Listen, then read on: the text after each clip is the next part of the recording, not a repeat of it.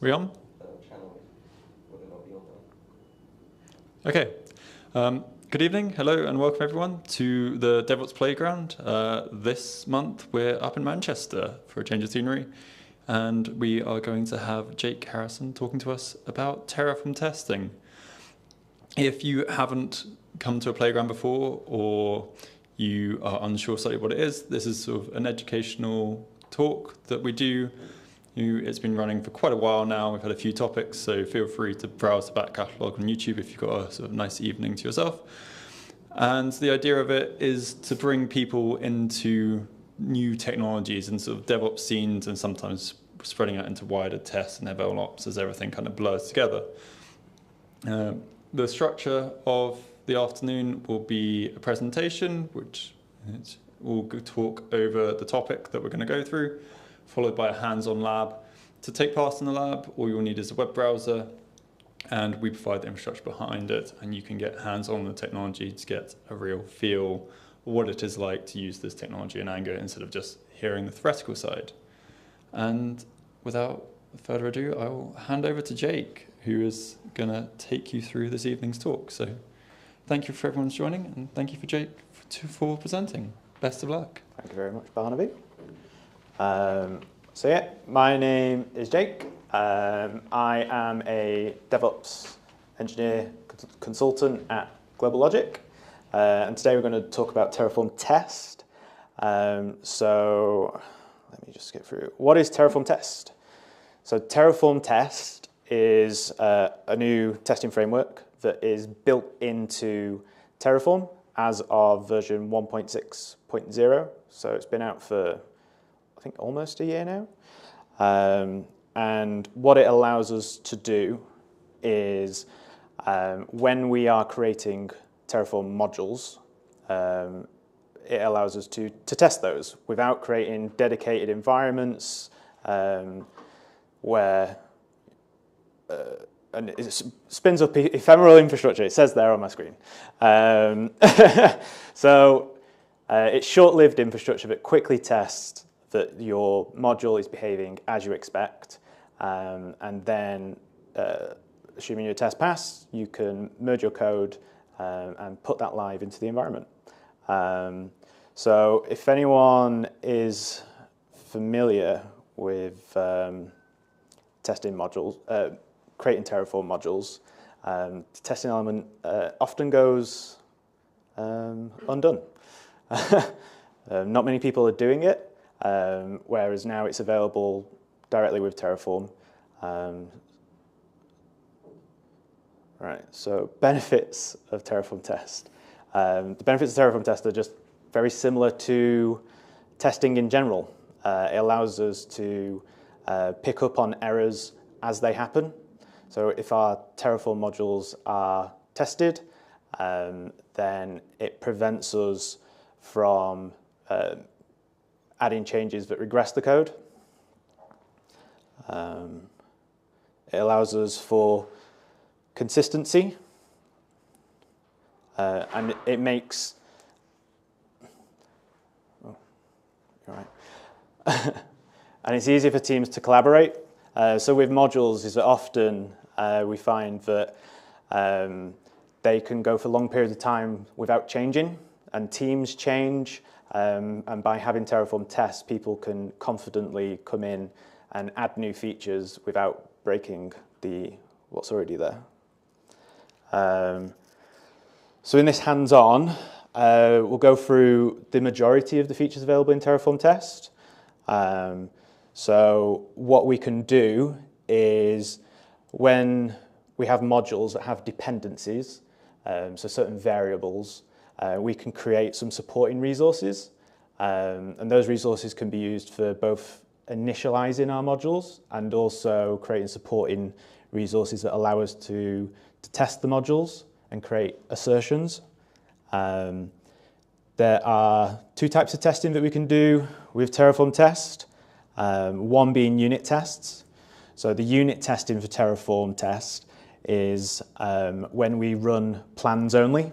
So we're just creating a plan of what the module will create, and then we interrogate the results and create assertions. And then the other option is integration testing. So that's where we actually apply our configurations, and it creates that ephemeral infrastructure. And then we test live infrastructure that it meets our expectations. And then finally, there's mocking. So with mocking, when it comes to modules, they can be quite very, what's the word, cumbersome, big beasts. They have lots of features, and sometimes it's not possible to, say, do a plan or do an apply without creating a lot of resources. And if we only want to test a specific thing, then we can mock some of those resources so that it doesn't create them. It can save us time for our tests, because we want our tests to run quickly, and if there's any errors, to fail quickly so that we can make the appropriate changes. It just keeps the development moving quickly. So let's have a look at what some of this looks like. So on the left-hand side, we are creating a Terraform configuration. This is using the HashiCorp random provider. And then we are creating a random pet. So this is going to be a 4-word, length 4-word random pet. And this is going to act as a prefix for all of our resources.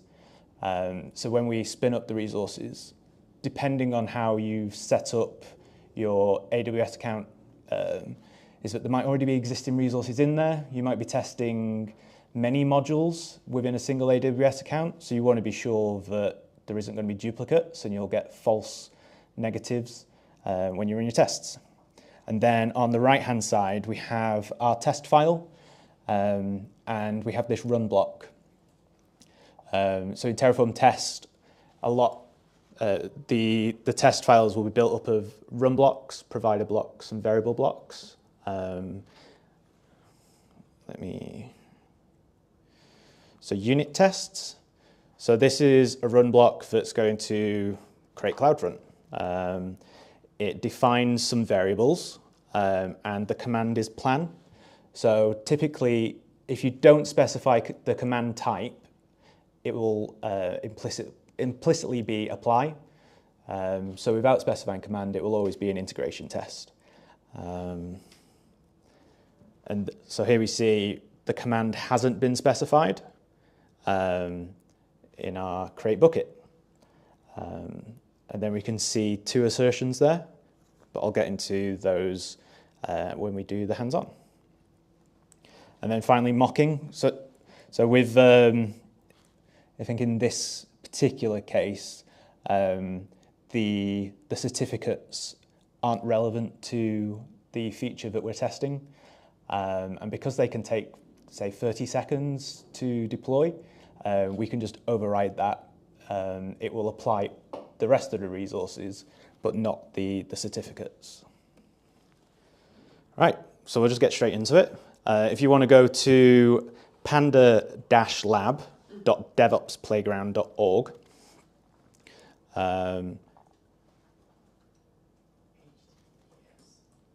https panda-lab.devopsplayground.org.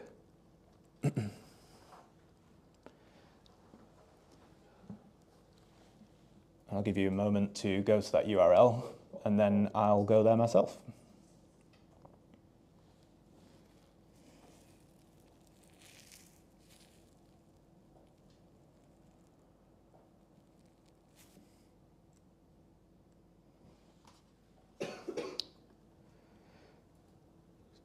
So when you go to the web page, if you want to just put in your name, it could just be your first name, and submit, you'll get 3 links. Do we need the terminal separately? No? Okay. So the only 2 that you'll need is the IDE. So this will look like this. Ideally, you you should use Chrome if you can, just because permissions, if you're doing copy pasting, it works best in Chrome. Sometimes in other browsers it might not work. And then the README. The README is available inside the IDE, but if you follow it separately, it's going to be easier to copy the code snippets. If you get this pop-up, just put, yes, I trust the authors. To open a terminal, if you go to the left-hand side with the burger menu and select Terminal, New Terminal.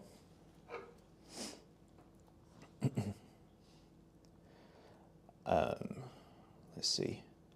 So I'll explain the folder structure that we've got here. So the way that this lab's going to work is that we have two projects that are consuming an existing module. So what we're going to do is we're going to take an existing module that is currently untested. We're going to implement that for two projects, and then we're going to implement a couple of new features, but the features are only going to be used by one of the two projects. So the aim is we add new features, but we don't break or regress any of the existing features for the other modules. So we've got project A and project B, and then we have our module itself. If you fall behind at any point, we have this steps folder, and inside each of these is the completed code for that step. So if for some reason what you've got isn't working, you can either just look at what's in the files and compare against yours, or just copy paste it. And that'll bring you back up to where you need to be. So any questions about any of that in the room? No? Cool. So let's start. So what we need to do is initialize the two applications with the current version of the module. So we'll start with 1.1a, so deploy application A. So you see I've got the pop-up to allow me to copy and paste into here. So we're going to change into the project A directory and initialize Terraform. So what that will do is pull down any required resources, providers, and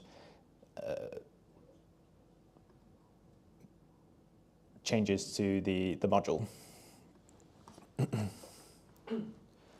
And then now we've initialized, we'll apply. So Terraform apply, auto approve. So what this will do is it will plan and then just automatically approve.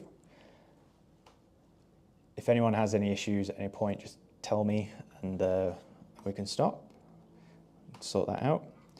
So that's been deployed, and I think if we have, you'll see an output here, which is the URL for the S3 bucket. So if you click that, and you can see that it's up and running. And then we do the exact same for application B.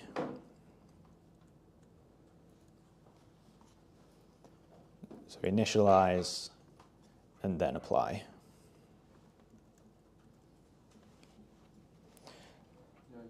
Oh dear. Let's see. Okay, so the issue is if you go to project B, main.tf, you need to delete this. I think that accidentally snuck its way in the most recent push. So delete that from the S3 module. That's project B main.tf, and then just try again. Oh, zoom in? Yeah, just one or two. I don't actually know how to do that. Oh, there we go.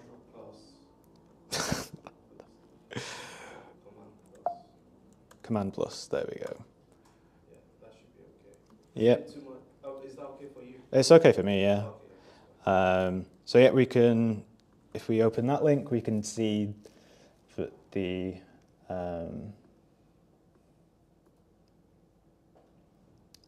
project B is deployed. So let's start with adding a feature. So what we're going to do is add a feature without Terraform test. And as you might guess, by the end of it, it will break for one of the projects. So let's start. So project A has requested that we add an error page. So at the moment, our S3 hosted website only has an index page. So we need to add in our error page. So if we go to module main.tf, I actually might need to zoom out a little bit, and just scroll down to the bottom and paste that in. So if we have a look at what this module does, we are creating a bucket. We are allowing that bucket to be publicly accessible. We have a policy that allows us to get object, which is to get the index.html. And we are setting it up as a website for the S3 bucket. And then we have this existing S3 object, which is our index.html. So that's our home page. And now we're adding an error page.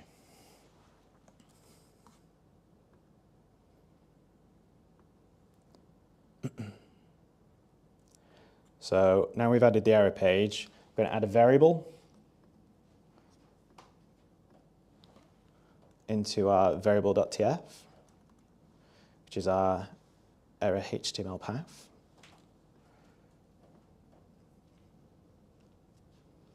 And for project A, we need to create our error.html. Oh, wrong one.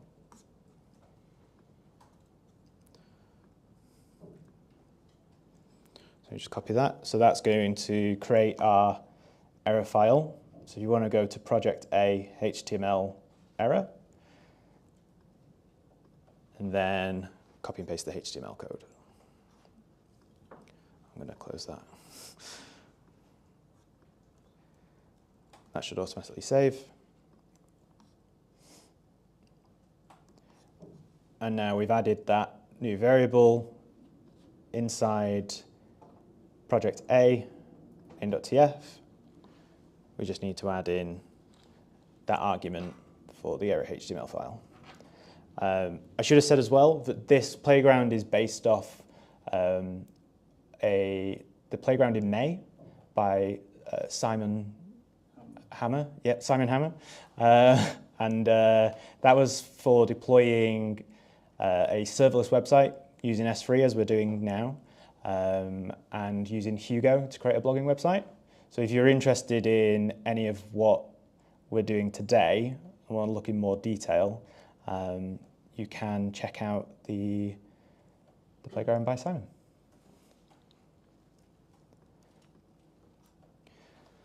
So now we've added that, let's apply it.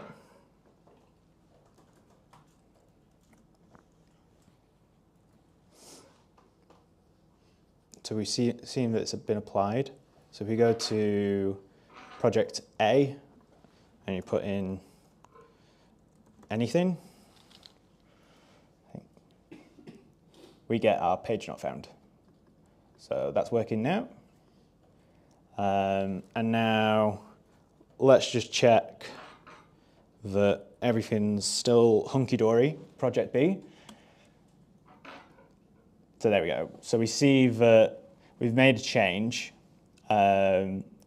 which we're going to obviously break, but sometimes you make changes that are a lot more complex than what we've just done, and it's not obvious that some feature may be broken or certain implementations of the module may no longer work.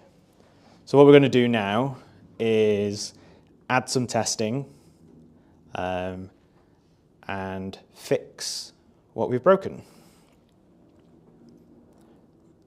So if we copy this command, put that in the terminal. So what this is doing in our module, it's creating a directory called tests. So with Terraform tests, it will look for test files within the root module or within a folder directory called tests. So they're the two places that you can put your tests. I would advise that you put your test files within the folder called tests. And the test files all follow this same format. That website, you can call that whatever you want. It's irrelevant. It's purely for your purposes to logically separate the tests. The test files will run in alphabetical order. So we've got our test file, and because our module has some variables that we need to provide some information for, so we've got panda name, domain, indexed HTML path, and now error HTML path. Domain and index, that's fine. You can kind of hard code those things. Whereas the panda name, we're going to randomize that, which is the code snippet that was on the presentation. So if we copy this command and run that. So this is creating a folder within our test called setup with main.tf. And then if you copy this code and place that within there. And then to bring it, what do we need? All right, so we need our index.html files and our error file. So index.html first.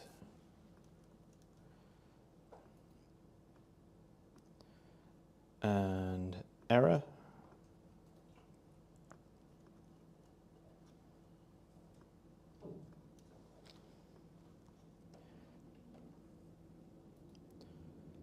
And then our test configuration.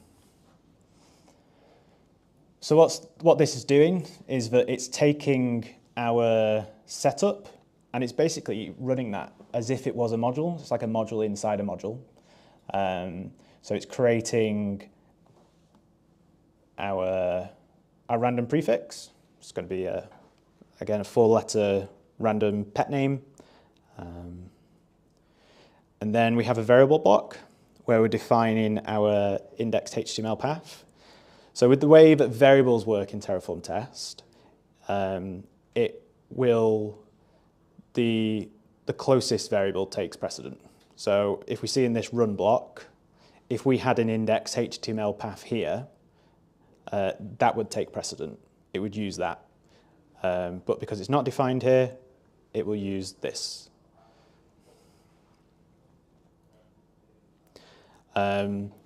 So in our runbox create bucket, we've not specified a command, so it implicitly be an apply. So this is going to create the bucket with the random name. And then we're going to do some assertions. So the first one is just testing the logic of this module is meant to take the panda name and combine that with a domain. And this is meant to be consistent. There are many times I've seen people with modules do very simple changes. Like the logic here could be handled by a local. Someone makes a small change there, and then the naming convention just goes out the door. So it seems like a very obvious and simple assertion to make, but it's a core part of the function, and just ensure that that's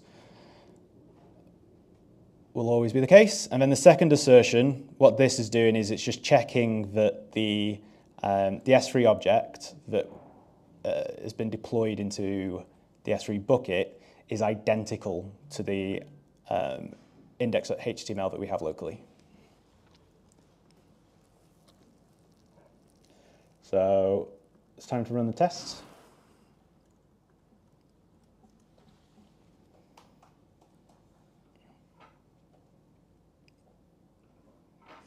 So we see that fails. So we were setting up the initial logic for the initial tests for the way that our bucket was initially configured before we made changes. So that fails, and we expect that because it failed when we tried to do a plan with B, and for the exact same reason. So to fix that, we just need to change our variable. So if you go to the module variable tf, and it's going to default this to null. So you'll see this a lot with modules because they can be highly configurable. A lot of the functionality is optional, so you need to work with default values and create some logic of whether certain features are turned on, what effect that will have on other resources.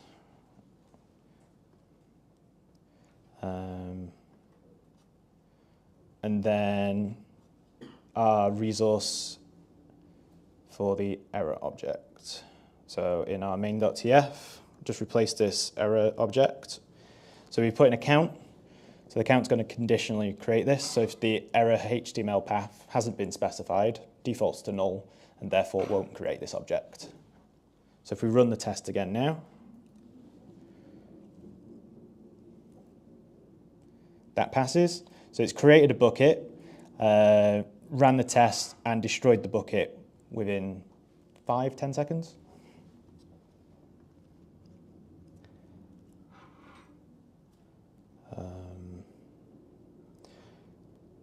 So now we add into our website.test.html the create error page feature that we've added. So where this differs from the previous one is that we now specify the error HTML. So each run block is testing a new feature. And similar to the check for the index.html, we're now going to make an assertion that the file that we have locally for error matches the file in S3. And we don't need to recheck any of the previous assertions.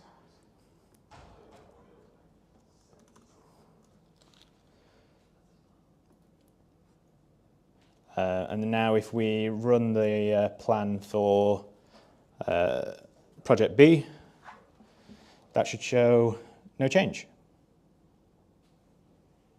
So no changes. So we've fixed our module. Is everyone all up to where we're at? Anyone need any more time? Nothing from online so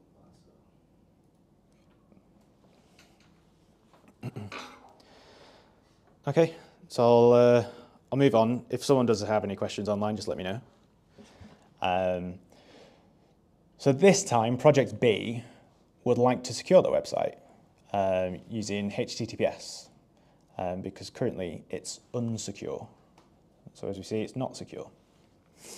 And from Simon's playground, which there is a link to in the README here, the solution to that is to create a CloudFront distribution. So we secure our S3 bucket, and then we create a CloudFront distribution, and then that will allow us to add certificates and create TLS connections. So we'll do the certificates first. So ACM, Amazon Certificate Manager. So you want to create the configuration file,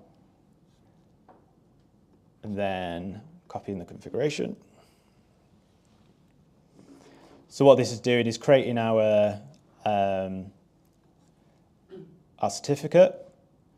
We have a data source that gets the Route 50 free zone. So within our AWS account, we have a Route 50 free zone for DevOpsPlayground.org. So we're going to be using that for both our tests and for the 2 demo projects. Then we're going to create a record. So this record, what this does is this is for the validation for the ACM. So when we create a certificate, it needs to confirm that we have use of that domain. So we create a record using configuration from the certificate, and then that will validate that. So then we have this resource block for certificate validation. So we have this in here because it can take time for the certificate to become validated. So when we want to use that ACM certificate, rather than reference this resource, we reference this one, and that way the upstream resources will only try configuring once it's been validated.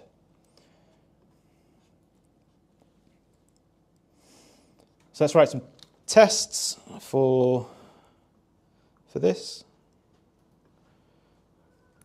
So these ones, because we're creating a certificate and it's going to require validation, it will take a little bit of time. It's probably going to take about 30 seconds, which is probably about as long as you want to wait for tests.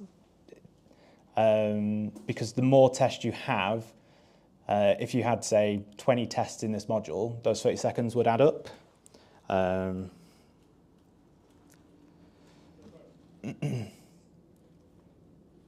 So we've defined our variables. We've got our panda name, which is our random prefix, index HTML, error HTML, our domain, DevOps Playground, and deploy CloudFront. Have we?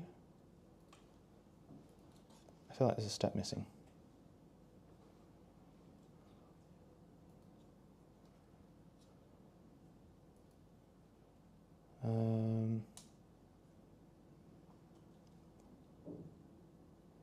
Oh, yeah, it's in the README. I just zoomed past it. So make sure you've got this variable added as well. So this is a Boolean. So it's either going to be true or false. We're going to default this to false because we've learned our lesson with the previous one. Is that if anyone using the module doesn't want to deploy CloudFront, then their existing configuration still works and defaults to false. So anything we create from here, completely unaffected. So yeah, we can see in all of these resources that they are conditionally created.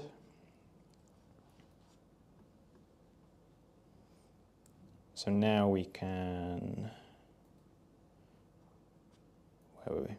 Now we can run the tests, I think.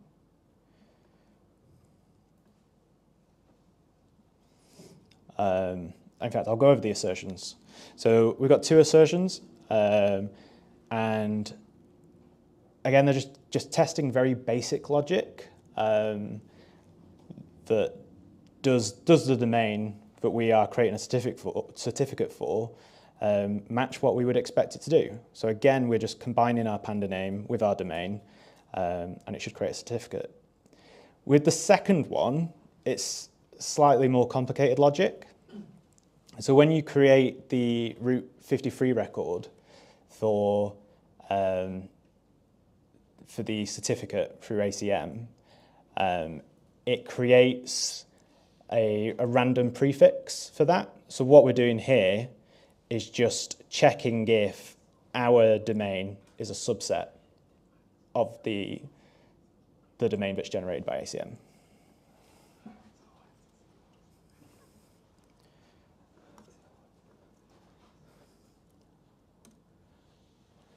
So we run the tests.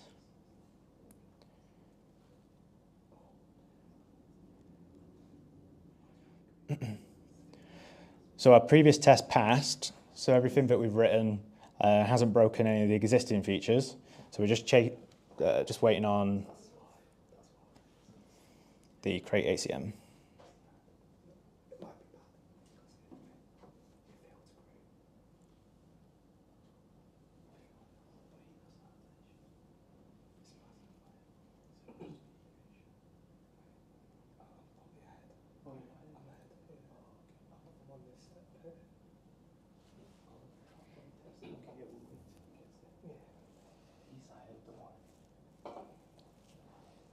So I think someone's rushed ahead in the room, having some issues. So hopefully when we get there, we don't all have the same issue. Yep, so that created the certificate. I just thought that took about 30 seconds, I think, to do. So depending on how many tests you do, the size of the module, I'd say that would be a good candidate to potentially actually be a plan.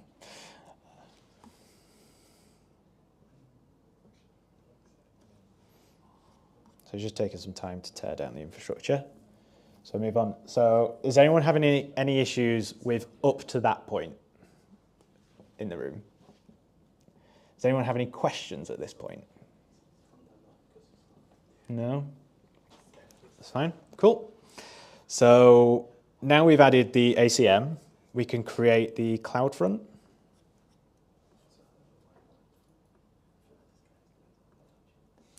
So let's create our CloudFront configuration file and copy this configuration.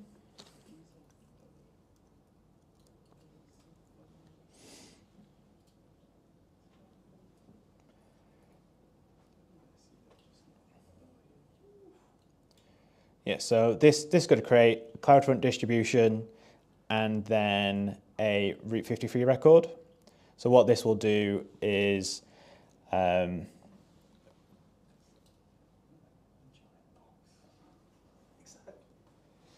the CloudFront distribution, that points to our S3 bucket, but by default that just has just a default CloudFront domain. And then with the Route 53 record, we are pointing our panda.devopsplayground.org name to our CloudFront distribution. Now, CloudFront distribution can take 15 minutes, potentially, to deploy. So when we write the tests, this will definitely be a plan. So I think there's one thing left, and that's our outputs. So with our outputs, the website URL is always going to be the same. We use that for S3, we just don't output it because it is compounded with the S3 URL. And then the CloudFront distribution ID, because it's conditionally created, we put in a try block for the value. Unlike the other blocks that we have, like resource block and data blocks, it's not possible to conditionally create an output. There will always be an output. So when we put in this try block, it will see if that resource exists, and if we're not creating it, then it will just be an empty string. So ready to create our tests. So we're creating a new test configuration. And that's because in this one, because it's just a plan, we don't want to create any of the ACM resources or plan for them. So we're just going to mock those because it's not relevant.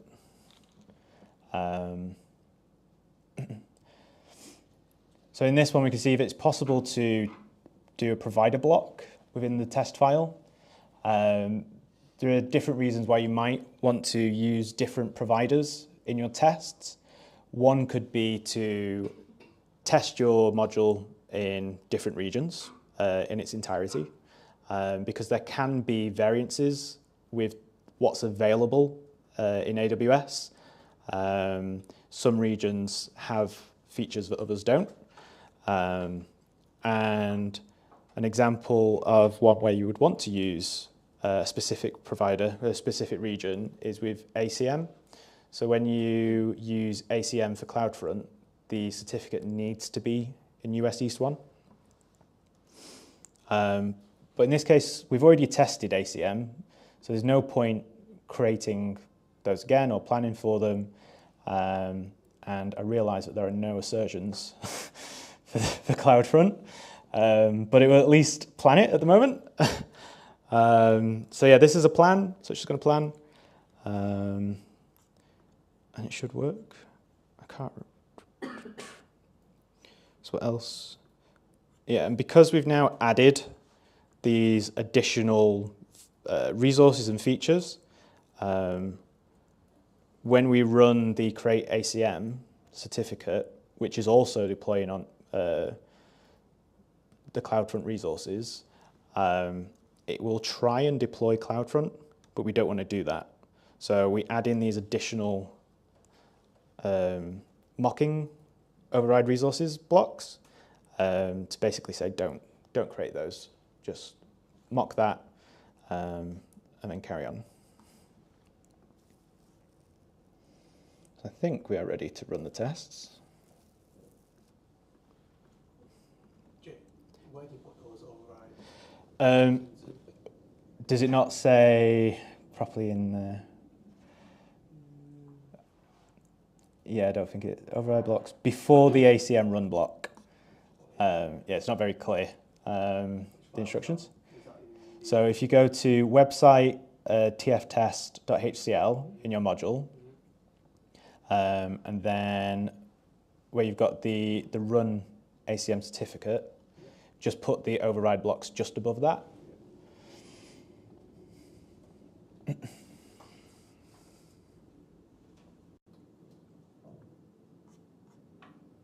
So now if I run Terraform, what's the issue? The module is not yet installed. Right, okay. So we just need to do a Terraform init and then try out Terraform test again.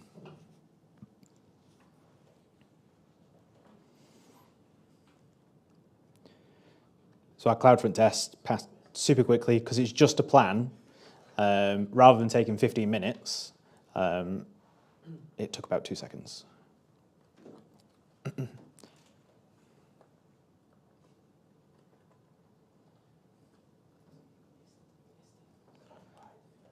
So as we see with this ACM, it's just taking a long time. I'd be tempted to change that to just a plan only.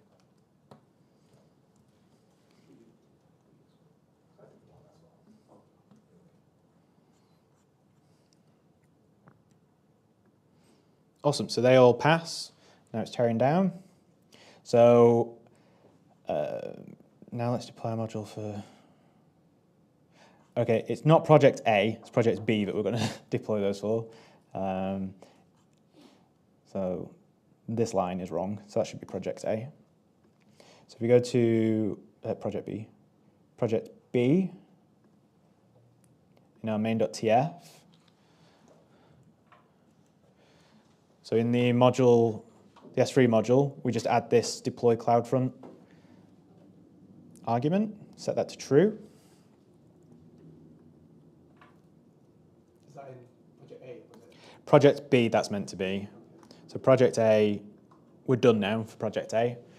So project B, main.tf, let me.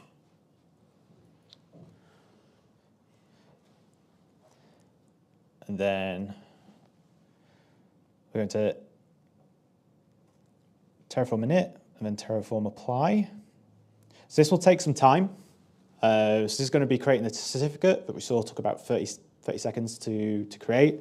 It's going to take additional time for validation, and then it's going to take the time for creating the CloudFront distribution.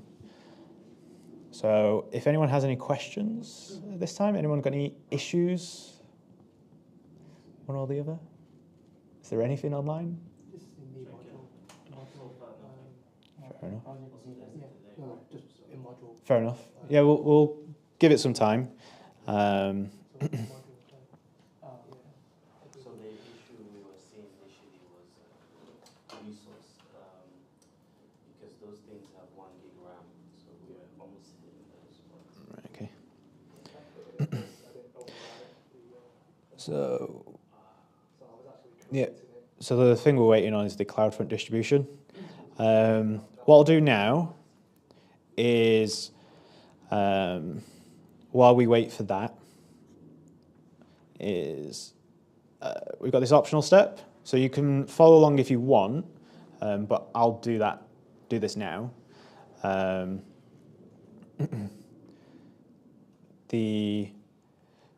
So what we're going to do is use Terraform Cloud. So we're going to register the module that we just created, connect that to Terraform Cloud, and run the test within Terraform Cloud itself. So a workflow that we can do is that we have our registered module that is being used within our company, or it might be publicly available. And as we want to release new versions, it runs the test within Terraform Cloud, ensures that those passes, and then allows the new version to be published. So we'll try that. So if you don't have an account, you can go to the link in the README. If you do have an account, you just need to sign in.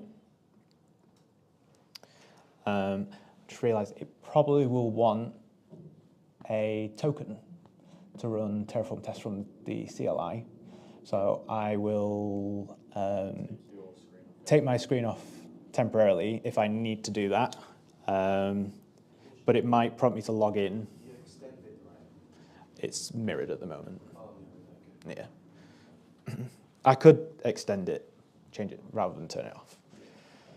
Your screen's off the stream, so... Oh, no, not yet. Go back. Yeah. We'll see what the option is, because sometimes it allows you to log in, doesn't it, through the browser with Terraform? Is that right? You're generating token. You can create a very short-lived token. Yeah. Yeah, I think that's a good option to show on mine. Yeah, just create. Yeah, just create. Yeah. Right. I'll probably, we'll just do that while that creates. There's no point waiting for that. So sign into,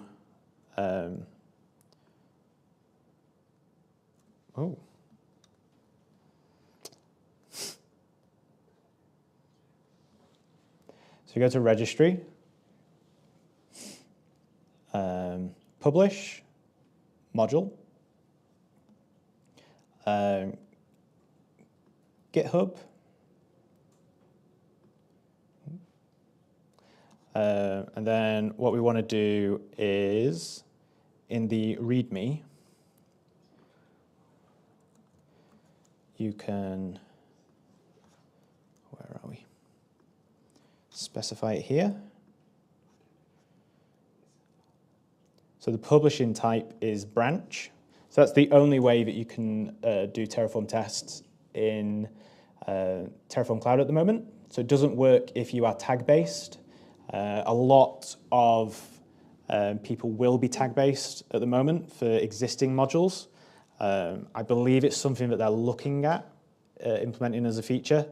So the way that the branch works is you point to a specific branch, and then you either through the UI for Terraform Cloud or through the API, you can let it know to publish a new version, and it will take the latest version of that branch and turn that into a new version of the module. So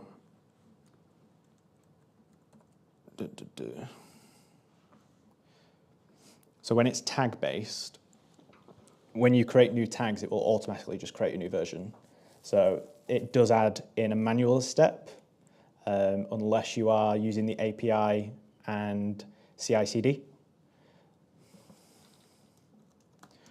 So the branch isn't main, actually. The branch is HCP. If anyone was copying what I was writing on screen. So HCP, and just put 1.0.0, and then select this box, Enable Testing for Module, and click Publish.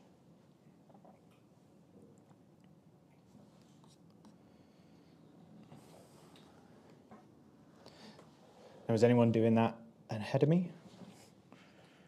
Is all working? I don't know if it's worth mentioning, but because you've set this up already, you've already had the integration between GitHub. Oh yeah. Does anyone have to set up that GitHub integration at all? Is anyone following along? I'm not doing it yet. You're not doing it. That's fair enough. Yeah, you might need to set up the GitLab integration. I can't remember what that process is, but It's fairly simple. Yeah. It will, when it comes up, you'll say VSC and it will redirect you to GitHub, and then you essentially authorize Terraform Cloud to log into GitHub. Do you want a mic?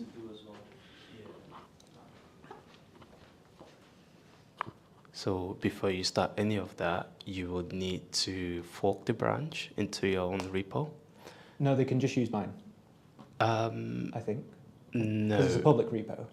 Yes, but in terms of linking GitHub to Terraform Cloud, All right, it okay. needs to be their own account Fair enough. that they're linking. Okay, so And if not- you are following along, you will possibly need to to fork my repo. Yeah. So that's Jake Harrison / should be Terraform AWS. It has to be this one. Has to follow that naming convention of Terraform-AWS.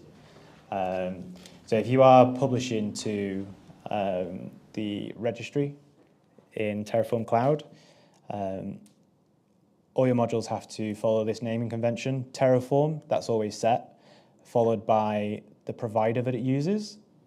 So in this case, we use the AWS provider, and then what follows afterwards can be anything you want. In this case, I've just called it Terraform test. So configure tests. So for our tests to run, because we're using AWS, we need to provide it with the keys. So you can get these from your terminal. Oh, we see that that's been published. And I've not created an output for that. I'll come back to that later. So let's get our keys.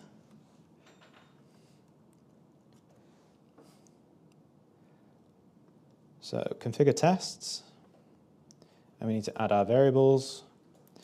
So because these are our AWS keys, these should be put sensitive.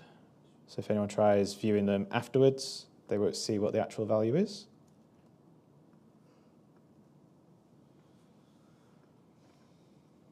So that's the access key. Secret access key.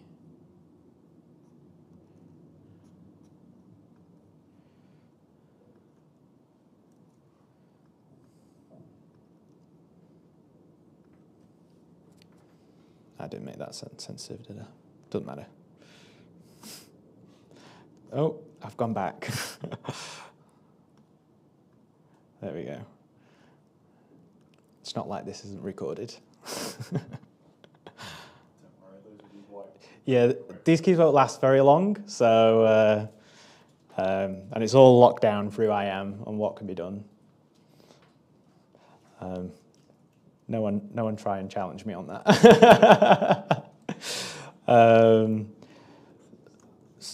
What is it, AWS region? Yep. And we're going to do US East 1, I think, for this. Just because we're doing ACM. That doesn't need to be sensitive. So we've added in our variables. So now it's time to try and run it from the CLI. So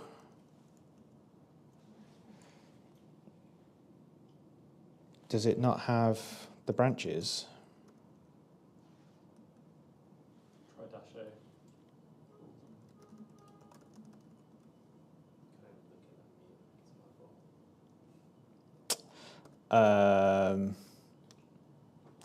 Okay. You're missing a branch. Yeah. What's the name? HCP? Is it even going to be possible to? Let me see if we have configured. There's only one branch. Okay. The branch. What I'll do is that I can just use my Terraform to finish it off. Or just git clone into that. Yeah, you can clone with the box or Git clone and then go straight into your branch. I wouldn't. Yeah. So git clone, and we want, yeah, cloning this. So this is what we're looking for. It's just the module.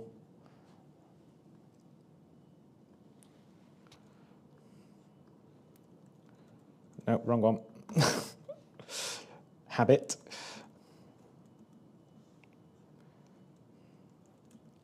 So cd Terraform. Git branch.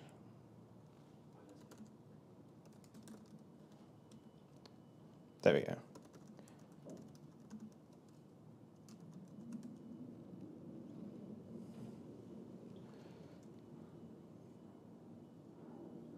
Yep, that's what we expect to see. So now let's try and run those tests. Might need to Terraform in it. You done Terraform login? I think that's what I need to do, isn't it?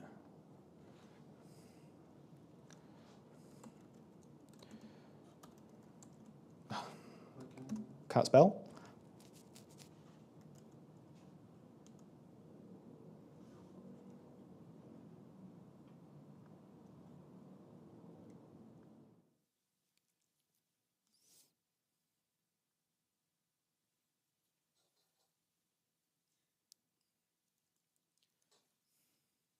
Do it for 10 minutes.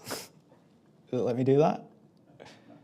For today's date? Oh, it's a specific time. Right, okay. So 1945. There we go.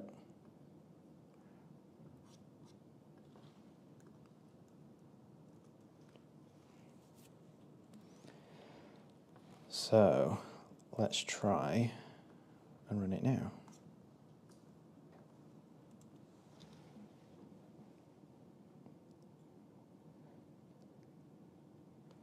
No such file or directory.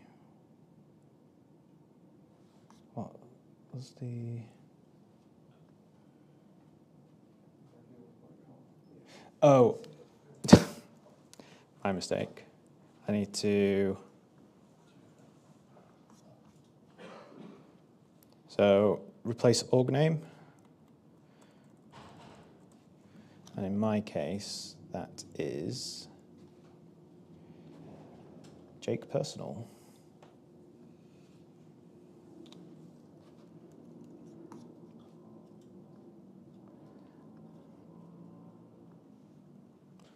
Just grab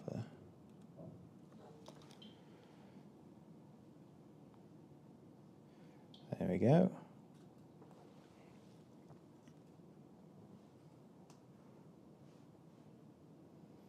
So if we go to tests, awesome. We've got 2 errors. It's not been declared in the root module. That's, I think, possibly an issue with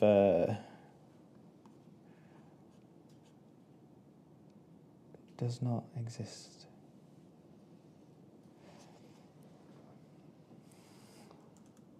CD If I did code dot here, would it work? So I'll just open up. Are you trying to open a new terminal? Open up the folder that I'm working in. Oh, yeah, so over there, yeah, one of those things will let you open it. All right, yeah, open folder.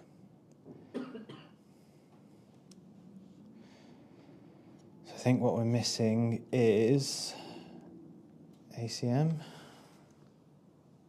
So I go to, which is this bit.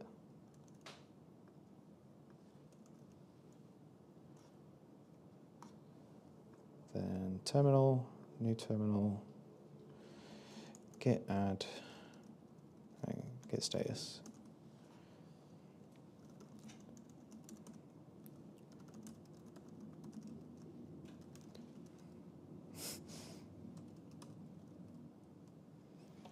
Oh no.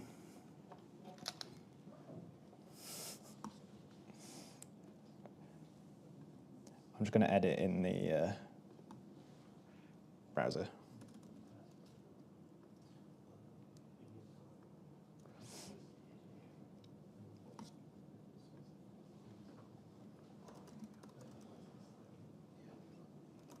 Git stash, git pull. There we go. So let's try running those tests again.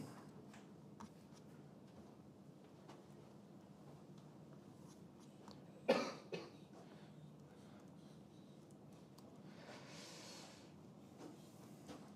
think it was Jake Personal.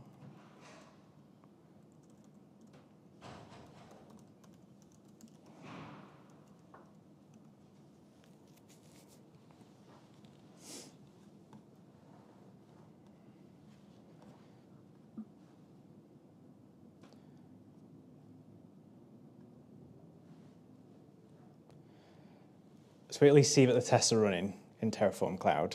Hopefully they pass now. It's not come up with any syntax errors saying anything like that, so hopefully it works. So this will take a while because of the ACM.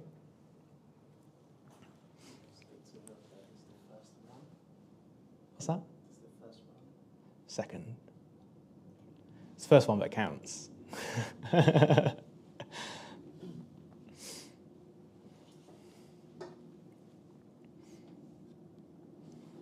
So yeah, everything's passed apart from ACM.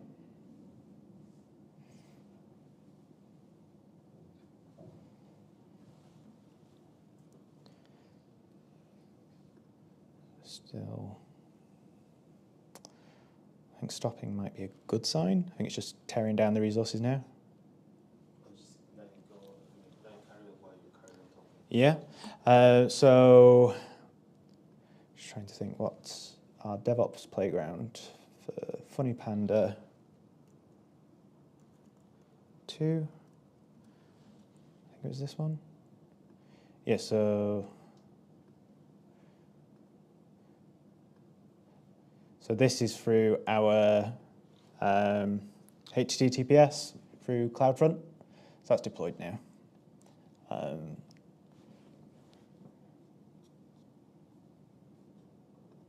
think that's everything. Yep, all our tests are passed. If you want to create a, I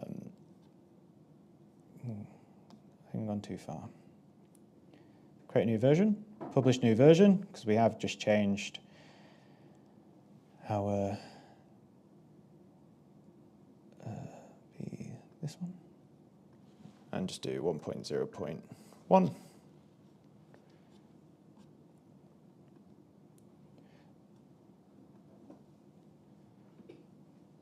Yeah, because we'd already run the test on that commit, it's published the version straight away. So that is, I think, Terraform test, isn't it? Oh, that's it. Yeah, I forgot to put it in the README, and I've just been reminded. let's destroy all our infrastructure.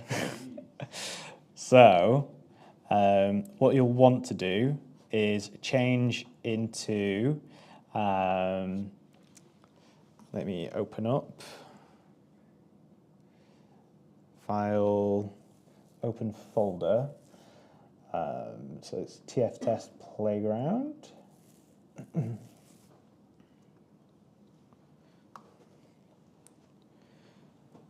So CD project, where am I? Alice?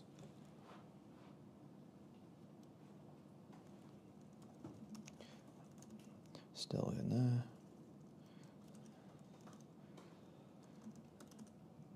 So in project A, what you want to do is Terraform destroy -- auto - apply. What have I done wrong?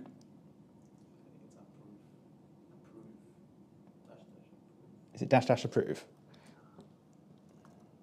No, auto approve. Auto. Oh yeah, auto approve. Yeah, I'm sorry. I should know. I've used it about 10 times in this. So A destroys pretty quick. And then if we want to change to project B, and then do the same again, auto approve. This will take some time. It takes a while to destroy CloudFront distributions. So you can just leave that running. Is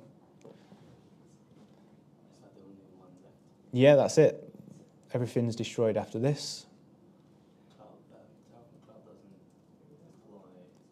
deploy. So Terraform Cloud does deploy infrastructure, but because it's ephemeral, so what we've deployed there is like long-living infrastructure because we're emulating 2 projects. So Terraform test, as part of the test, they both create it and destroy it. And for it to do both successfully is required for it to pass the test. Does anyone have any questions? Any issues that you've run into? No?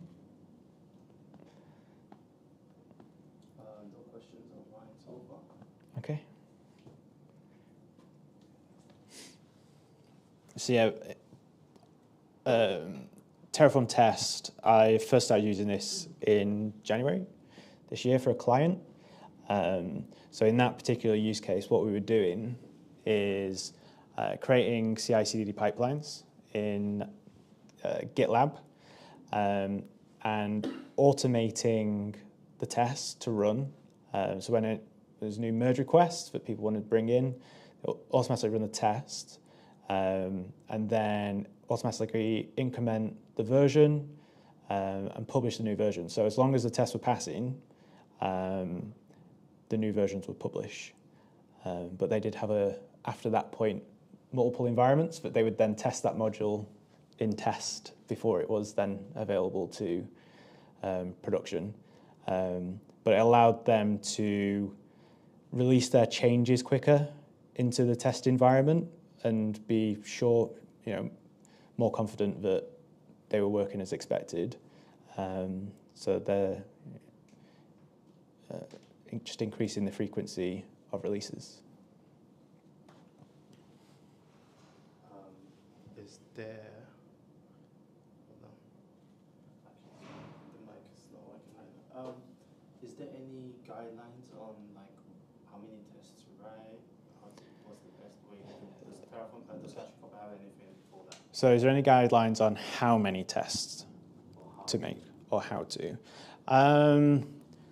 To be honest, I'd say that the documentation from HashiCorp is a little light on Terraform at the moment. They have a couple of examples. I think their example again uses S3, just because it's so simple. Like it doesn't take very long to create S3. It's easy to destroy S3. When it comes to how many and how much, it's really up to you, I guess, how heavily you want to test. There is no code coverage that you can run with Terraform test. So there's no like targets to kind of meet. I think as a team, you would decide on what is an acceptable amount of testing, and that when you're doing your merge requests, that you are, just checking that everything is tested, and just avoiding the test taking too long. So there's no point running a set of tests if it takes 2 hours to run, because that's not useful for anyone.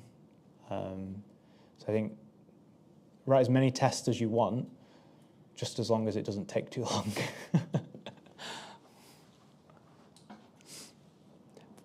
I think you can definitely over-test as well, where once you've tested the logic once, that kind of trickles through, is that, yeah.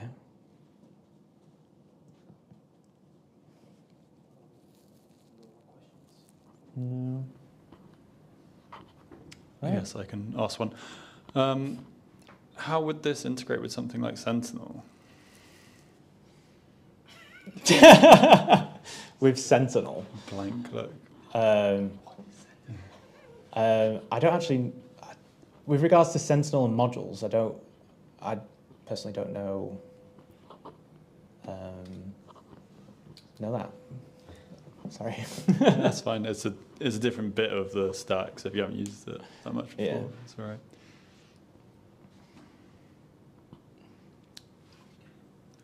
Right. All right.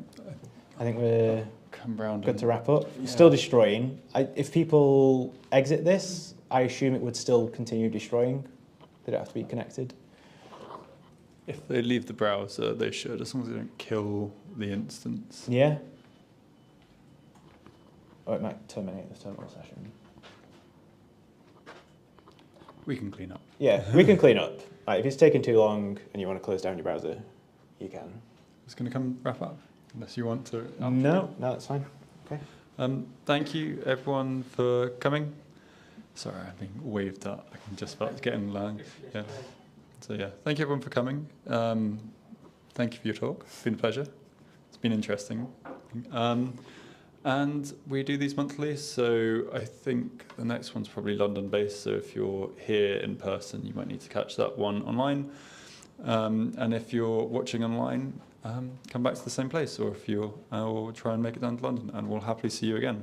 But once again, thank you for coming, and those in person, we can go grab some pizza. So, good night. Cheers, thank you.